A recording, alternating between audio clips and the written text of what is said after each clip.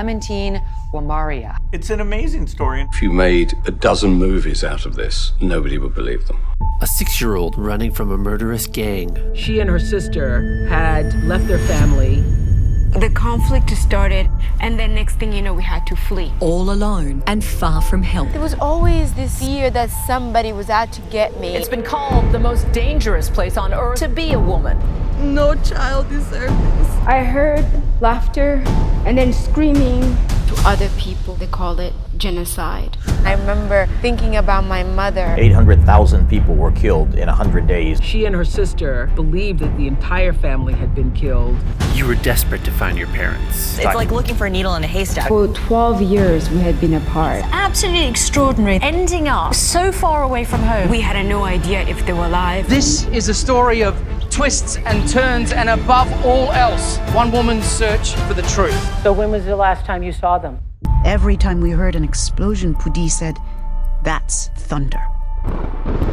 Haven't you heard thunder when it's not raining? We heard a knock on the door. My grandmother gestured for us to be silent.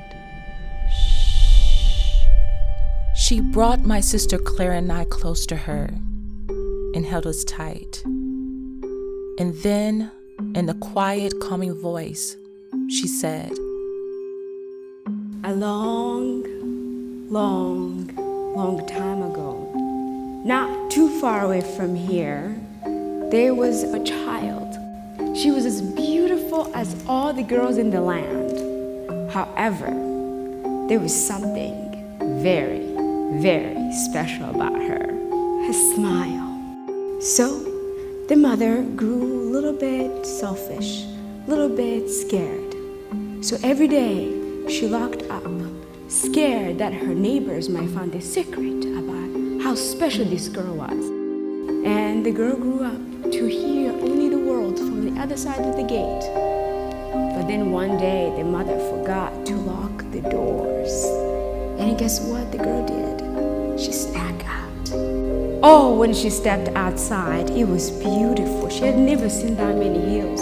She had never seen that many mountains. She saw children playing. She saw men, old, young. She was so happy. She saw all the colors that she could not see inside. People had never seen her before, so people stopped and said, "Who are you? What's your name?" She sang out her name. And then after singing, she smiled, this bright smile. Suddenly, out of nowhere, beads appeared everywhere. Thousands of beads, red, green, yellow, blue, everywhere. People were so distracted that they started piling beads everywhere they could put that they did not even see her leave. So from one hill to another, she smiled, and that's the only way you could know where she went. Grandma finished her story, brought us to the door at the back of the house, and opened it. Then she motioned for us to run, or really to belly crawl out past the beaming sunflowers through the sweet potato field. Once we reached the tall trees, we ran for real, off the farm, out of the ordered rows, and deep into a thick banana grove, where we saw other people, most of them young, some of them bloody with wounds. Sometimes I heard laughter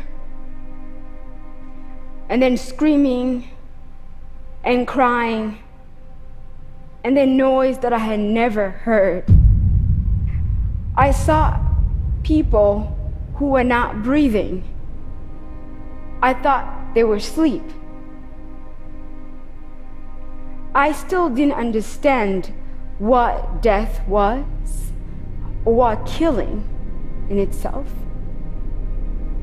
When we would stop to rest for a little bit or search for food, I would close my eyes, hoping when I open them, I'll be awake. I was 6 years old. I pretended to be stronger than my brother and faster. while the whole world around me was completely silent and while many around me were being murdered.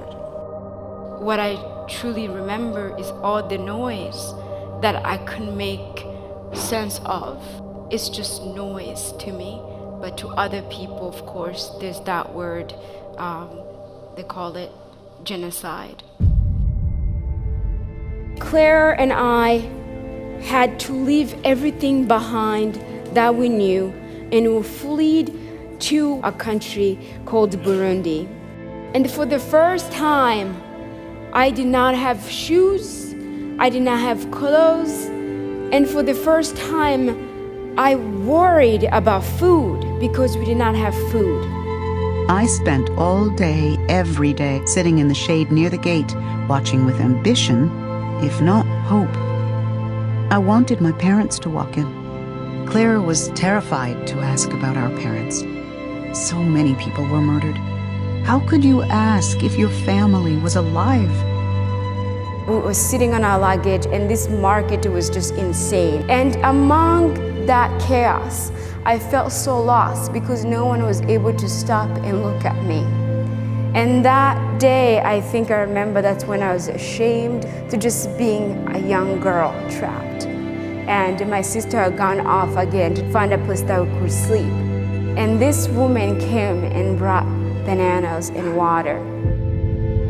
I looked up to her and I said, Asante, thank you, in Swahili. And then I just burst into tears because she saw me. She raised me. I started telling people, I'm Clemantine, I'm Clemantine, I'm Clemantine. I don't want to be lost, I'm Clemantine. Everywhere we went, I smiled. I introduced myself to everyone. I made sure that they knew my name so that if my mom, my dad, if one of our family members find them, then they could say, yes, I know that girl.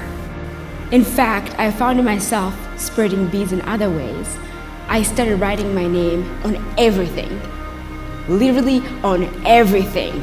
Everywhere we went, I'll find a place and scratch my name in it. I loved riding on trucks in refugee camps. Those giant trucks that bring food and then leave. They're the only trucks that can leave. So I write my name on it so that if it goes back to wherever